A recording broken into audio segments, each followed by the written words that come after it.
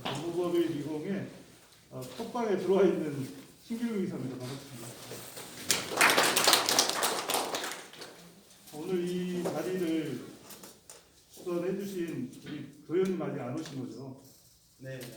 오시면 인사 말씀 당연히 드려야 될 것 같은데 제가 좀 나눠드린 종이 하나가 있거든요. 거기에 간단하게 성함하고 피해 금액하고 연락처 정도 이렇게 그리고 주요한 주유소 정도만 이렇게 일단은 내보해 주시면 저희가 정리해서 연락도 따로 이렇게 드리고 이렇게 할 수 있도록 하겠습니다. 오늘 긴 시간은 아니겠지만 정보원 20의 공익적 집단 소송을 계속 진행을 하고 있는데요. 우리 박병원 변호사님 모셔서 전반적인 상황을 개요에 대해서 전략에 대해서 말씀드리고 질의응답하고 이런 순으로 궁금하신 거 다 터놓고 이제 여쭤보시고 같이 대화 나눴으면 좋겠습니다. 우리 박병원 변호사님 모시겠습니다. 안녕하십니까.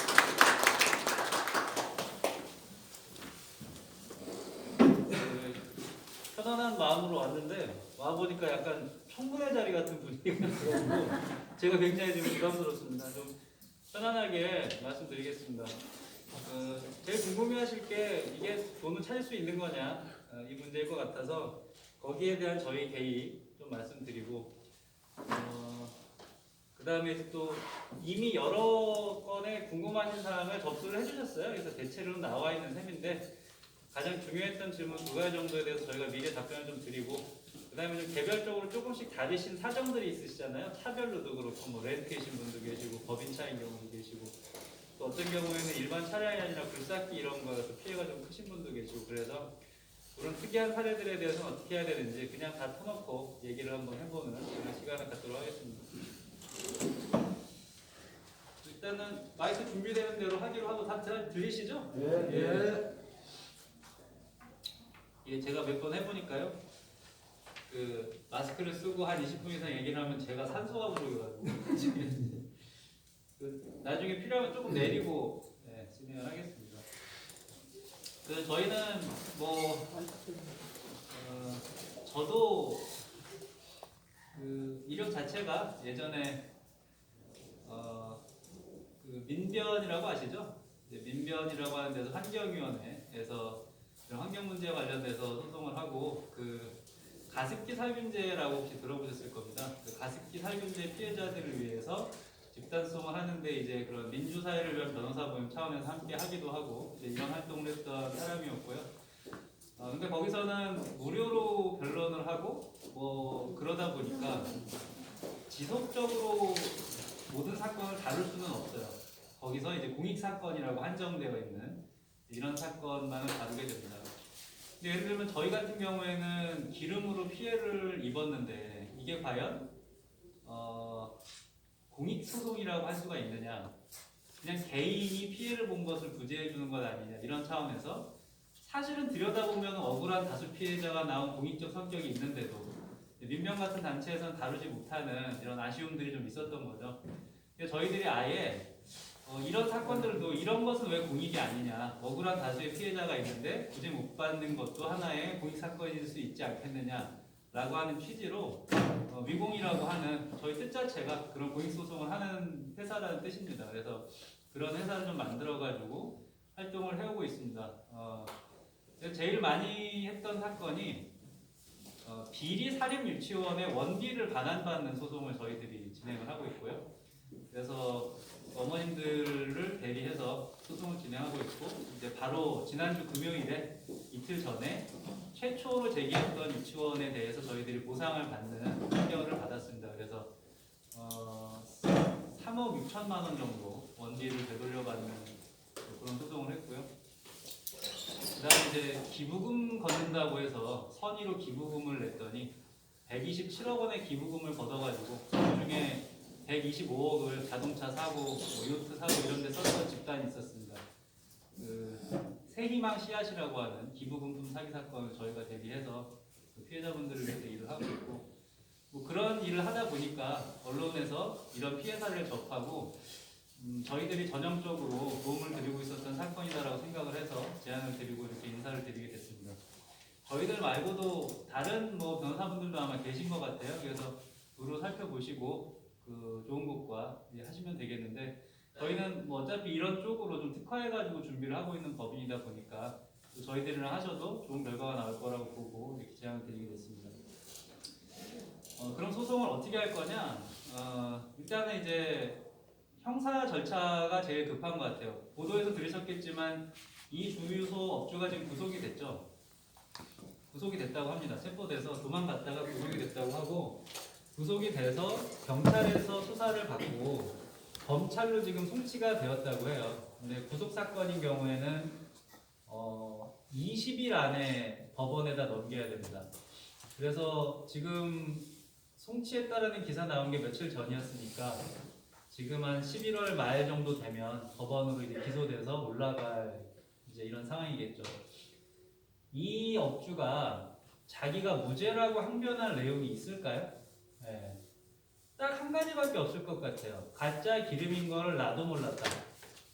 공급을 받아 정상적인 기름인 줄 알고 공급받았다라는 얘기밖에는 없을 것 같습니다. 그런데 언론 보도에 나온 거 보니까 이 사람은 처음이 아니에요. 2017년인가에도 한번 가짜 기름을 팔았고 작년인가에도 한번 기름을 팔아서 두 번에 걸쳐서 가짜 기름을 팔았던 전과자입니다. 그래서 이번에도 몰랐다라고 하는 변명은 아마 잘 통하지 않을 것 같고 뭐 자백을 할 수밖에 없는 상황이라고 생각이 됩니다.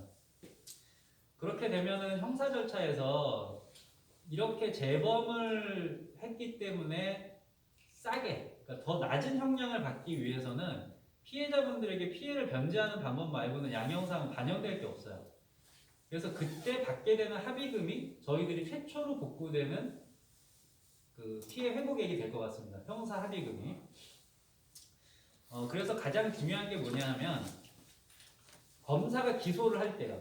지금 기소까지 그럼 한 보름 남은 거잖아요. 공소장에 여러분들이 피해자로 이름이 들어가 있어야 돼요. 그래야 공식적인 합의의 대상이 되지 않습니까? 그죠? 그렇지 않으면 15일이 지난 다음에는 추가 기소를 해야 되는데 검사 입장에서는. 근데 잘 생각해 보시면 검사님이나 경찰은 뭐 기본적으로는 피해자를 구제하려고 하시지만 공무원이세요. 그래서 일을 번거롭게 만들면 사실 될 일이 안 되는 겁니다. 그래서 한 번에 공소장을 쓸 때, 기소할 때 모든 피해자가 거기 들어가 있어서 일을 한 번에 하게 해드리는 게 제일 좋은 거예요. 그래서 저희들이 부탁드리기는 15일 이내에 가능한 많은 피해자들이 그 사기 피해의 그 형법상으로는 사기죄잖아요. 정상적인 석유인 것처럼 판 거잖아요. 지금 근데 이 업자가 조사를 받는 가장 큰 죄는 석유물관리법 위반죄로 조사를 받는 거잖아요. 주유소 사장은 그렇게 하면 안 되는데 공적인 이 유통재인 기름을 법을 위반해서 관리했다라고 해서 그 죄로 지금 조사를 기본적으로 받는 거고 피해자, 개별 주유자들이 피해자인 사기죄나 재물손괴죄로는 사실 그렇게 정확하게 수사가 이루어지고 있는 것 같지가 않습니다. 제가 듣기로는 피해자분들 그냥 진정 접수하세요. 고소인이 아니고 진정으로 접수하세요라고 해가지고 대충 얼마 정도 피해가 났다는 피해액을 산출하기 위해서 더하기를 하기 위해서 그냥 진정 접수를 받고 있는 것 같고 추가적인 피해자가 더 있는지 없는지에 대해서는 사실 정확히 해야 되지 않은 채 그냥 송치를 한 것 같아요. 송치했다는 건 뭐냐면 끝난 거예요. 경찰 단계에서는 접수 받았고 넘긴 거죠. 그래서 피해자로서 우리가 형사 절차에 올라가야 된다. 자, 그러면 이 사람은 주유소 업자 입장에서는 누가 피해자인지를 몰라요, 사실. 카드 결제했을 때 그냥 결제기에 나와 있는 결제 정보가 다입니다. 내가 피해자에게 변제를 하고 싶어도 누구인지를 모릅니다. 그럼 어떻게 되느냐? 그냥 공탁을 해버려요.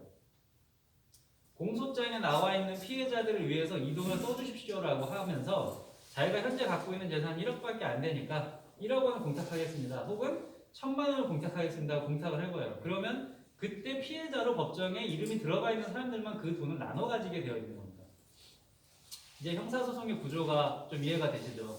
그래서 사실은 신기루 기사님을 통해서 연락을 들으신 분도 계실 거예요. 저희들이 형사고소장에 피해자로 빨리 접수를 하셨으면 좋겠다. 그래서 뭐 민사적으로 재산 찾고 하는 거는 조금 더 속도가 천천히 해도 되니까 형사 절차를 좀 먼저 진행을 합시다 라고 이제 거듭 말씀드렸던 거고요. 이렇게 되면 어떻게 되냐면요, 여기에 지금 한 뭐 30여 분 모여 계시나요? 그리고 신기룡 이사님이 지금 연락하고 계시는 그 단체 카톡방, 피해자의 카톡방에 120분 정도가 계세요. 여기 분들 합쳐서 그런 것 같아요. 약간 안 겹치는 분도 계신 것 같은데, 그러면 한 130명 정도 피해자가 있는 겁니다. 그러면 저희가 100명이 넘는 피해자들이 지금 이미 논산공주 가짜 경유 피해자라는 거는 보도가 한번 나갔어요. 그런데 그 피해자들이 피해 구조를 위해서 집단 소송을 제기했다. 이거는 언론에 한 번 더 나갈 수 있는 소재가 되는 거예요. 기자들이 보면서. 그래서 언론에 피해자들이 집단 소송을 한 사건이다라고 보도가 나가는 순간 검찰에서도 이거를 다루는 그 레벨이 달라집니다. 검찰의 주요 사건 처리 지침이라고 하는 게 있어요. 그래서 피해자가 다수인 사건, 언론에 보도가 된 주요 관심 사건, 이런 것들은 신속하고 엄하게 다뤄라라고 하는 이 내부 규정이 있거든요. 그래서 그런 걸 격상시키려고 하는 겁니다. 다른 사례들도 그렇게 진행을 했어요. 유치원 사건에서도 비리 유치원에 대해서 집단소송 진행합니다. 감사 결과 비리 유치원인 게 드러나고 그게 보도가 한번 나가고 피해자들이 집단소송을 제기했습니다. 이러면 일이 되게 빨라지는 거예요. 이해가 되실 거라고 믿고, 좀 형사 절차를 빨리 하는 것이 피해자로서 복구하는 데 도움이 될 거다. 왜 그러냐면 이 사람은 벌써 3번째인데 재산을 숨겼을 수도 있잖아요. 그러면 그 재산을 찾아내기가 어쨌든 어렵지 않습니까? 근데 이 사람이 자기가 가능한 한 죄를 낮추기 위해서 어쨌든 돈을 끌어다가 주는 거니까 그 재산을 빨리 우리가 회복을 할 수 있으니까 그 돈을 빨리 찾아오는 게 좋다. 그게 형사 절차가 중요하다. 그래서 빨리 고소인으로서 피해자 접수를 하자. 이게 첫 번째 말씀입니다. 양형 합의를 위해서 15일 안에 피해자로 저희들이 접수가 돼야 되고, 그래서 공소장이 피해자로 들어가면 12월 중에 그쪽 변호사, 그 불법행위자, 주유소 업자의 변호사, 국선 변호인이 됐건 사선이 됐건 그 변호인이 고소인 대리인인 저희들한테 연락이 올 거예요. 얼마를 마련했는데 처벌을 원하지 않는다라는 합의서를 써주시면 안 되나요? 이런 식으로 이제 협상이 들어오게 됩니다. 그게 12월이 될 것 같고 거기서 얼마간 피해 회복을 해드리는 게 첫 번째 단계가 될 것 같습니다. 그 다음 남는 건 이제 민사소송이 되겠죠. 민사소송은 크게 2가지로 준비를 하고 있습니다. 첫 번째는 일반적인 민사소송이고요. 두 번째는 여러분들이 가입하신 자동차 회사를 상대로 한 자차 보험 문제를 좀 해결해 보려고 합니다. 첫 번째 일반 민사소송은 먼저 이제 우리가 누구 상대로 돈 달라고 하느냐를 정해야겠죠. 첫 번째는 주유소 사장이고요. 두 번째는 주유소 사장한테 기름 판 사람. 언론 보도를 통해서 들으셨겠지만 이 주유소 사장에게 기름을 판 사람은 부산 지역에서 기름을 수입하는 업자로서 전국에 불법 유통된 기름 경유의 양이 450억 원대라고 지금 얘기가 되고 있습니다. 그러니까 어마어마한 거죠. 지금 저희 논산 공주 지역 피해자들만 주로 모여 계신 거잖아요. 여기에는. 여기 말고도 전국적으로, 그리고 여기 계신 분들은 어떻게 보면 시기가 집중해가지고 피해가 발생했기 때문에 그나마 드러난 거예요. 그런데 만약에 산발적으로 그런 피해가 벌어졌으면 내 차가 왜 이러지 하고 지나간 사람도 있었을 거고 막 그런 시기였을 것 같아요. 그 업주까지 저희가 피고가 되는 겁니다. 그리고 기타 공범이 있겠죠. 이걸 같이 공모한 어떤 업자들이 있겠죠. 그럼 우리가 어떻게 하느냐? 형사사건의 공소장에 기재되어 있을 겁니다. 저희가 피해자로서 고소를 하게 되면 그걸 복사할 권리가 생겨요. 거기서 나오는 형사사건의 공소장에 공범으로 기재된 사람들 전부 민사피고로 해가지고 소송을 하는 거죠. 민사소송을 하게 되면은 저희들이 피고들의 재산을 조사할 수 있는 법적인 권리가 생깁니다. 그래서 그 사람들 명의로 되어 있는 부동산, 그 사람들 주소지가 다른 사람이 소유하고 있는 곳에 살고 있다면 그거는 전세겠죠. 임대차 보증금 이런 것들을 찾아나가기 시작하는 거예요. 그래서 그런 재산들에 대해서 압류 조치나 환수 조치를 시작을 하는 겁니다.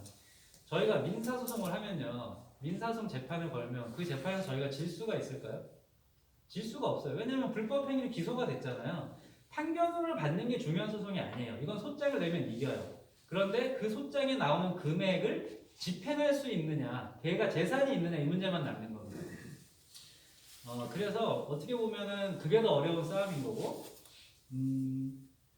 그 재산들이 뭐가 있는지를 찾는 게 민사소송의 주요 목적이 되는 이제 이런 단계가 될 것 같습니다.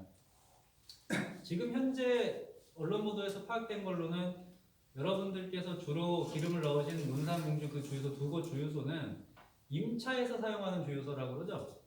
자기 소유 주유소가 아니고. 그러면 그 주유소를 임차했었던 임대차 보증금 정도가 현재 저희가 알고 있는 재산인 거예요. 1호 재산. 그거에 대해서 빨리 가압류하고 보존 조치를 취해야 되겠죠. 네. 그리고 이 주유소 사장은 저희 말고도 다른 채권자들이 있을 수가 있겠죠. 뭐 정상적으로 기름을 댔던 무슨 거기가 현대오일인가요? 뭐 주유소가 어디입니까? SK인가요? SK가 거기다 기름을 대주고 나중에 받아야 될 외상 채권 같은 게 있을 수 있잖아요. 그런 사람들도 여기에 압류를 할 수 있는 겁니다. 아직 무슨 부가세 같은 걸 2분기 걸 안 냈다. 나라에서도 이 임대차 보증금에 대해서 가압류를 할 수가 있는 겁니다. 그런 채권자들도 지금 재산을 찾고 있는 상황이기 때문에 저희도 빨리 가압류를 해야 되겠죠. 이런 문제입니다. 그리고 숨겨놓았거나 은닉한 차명재산 같은 게 있을 수 있겠죠. 그런 것을 만약에 저희들이 민사소송 과정에서 그런 계좌조회 같은 걸 할 수가 있는데 대부분 신용카드를 결제하셨을 거 아니에요, 주유할 때. 신용카드 결제 대금이 카드사에서 어느 계좌로 입금이 되겠죠. 그 계좌를 저희들이 열람할 수 있는 거예요, 민사소송을 하면. 그 계좌를 열람했더니 A라고 하는 사람한테 돈이 계속 흘러가더라. 그러면 저희가 그 사람이 누군지를 저희가 조사할 수 있는 권한이 있다는 겁니다. 그래서 그 사람이 별다른 법적인 근거 없이 무슨 뭐 그 사람이 기름을 공급하는 자였다든가 주유소에 어떤 영업적으로 뭘 해준 사람이 아닌데 돈을 그냥 가져갔어요. 그럼 뭡니까? 사회행위죠. 돈을 뺀 거예요, 그냥. 그 사업체에 대한 사회행위가 되는 거고, 만약에 이 회사가, 이 주유소가 개인 사업자가 아니라 주식회사 형태에 따라가면 그건 다 횡령죄가 되는 거거든요. 그런 식으로 문제되는 재산을 찾아서 그 재산을 찾아내는, 다시 불법행위 주유소 사장의 명의 재산으로 돌려놓는 사회행위 취소 소송이라는 걸 저희가 하게 되는데요. 그러면 저희들이 뭐 착수금 얼마, 10,000원씩 50,000원씩 내세요. 그 다음에 재산을 찾아봤더니 사회행위 취소송하면 찾을 수 있습니다. 다시 소송을 하나 더 해야 되니까 또 10,000원, 20,000원 내주세요. 이게 저희들이 100명이 넘어가는 당사자들을 모시고 하는 집단소송의 성격상 저희들이 해보니까 안 맞는 거예요. 그 모든 거를 처음에 그냥 얼마로 하겠습니다라고 해서 시작하는 게 맞고, 더구나는 차라리 저희는 약간 공익적 성격도 함께 하기 위해서 시작하는 회사이다 보니까 아예 피해자들은 비용 부담을 하지 않고 저희들이 찾는 성공 보수를 중심으로 계약을 하는 게 서로 간에 도움이 되겠다. 이런 게 그래서 생기게 되는 겁니다. 어떤 상황이 더 발생할지 사실 다 예상할 수가 없는 거예요. 그리고 그때마다 피해자분들에게 하시겠습니까? 뭐 이렇게 할 수도 없는 거고. 그런 특성이 있다, 집단소송이. 이렇게 민사소송